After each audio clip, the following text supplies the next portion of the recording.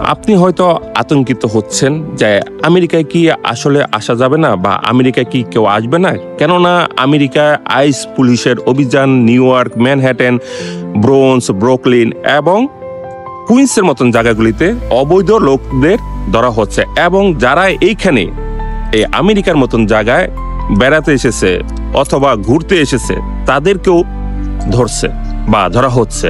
এখন কেন ভাই?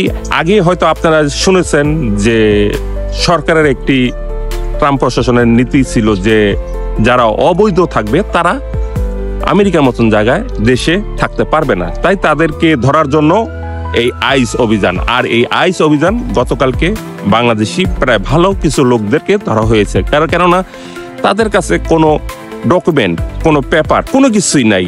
তাই যারা আমেরিকায় আসবেন বা এসেছেন অবশ্যই চলার পথে আপনারা আপনাদের আইডি যদি না থাকে পাসপোর্ট, এবং পাসপোর্টের ভিতরে অবশ্যই আপনার ভিসা দেওয়া আছে, যেই কতদিন আপনার ভিসা দেওয়া আছে হয়তোবা সেই কয়েকদিন আপনি আমেরিকায় বৈধভাবে থাকতে পারবেন।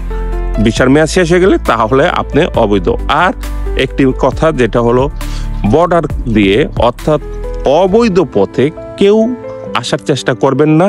এই মুহূর্তে যদি আসেন তাহলে অনেক বড় বিপদে পড়বেন, জেল, জরিমানা, এমনকি বাংলাদেশেও আপনাকে পাঠিয়ে দেওয়া হবে।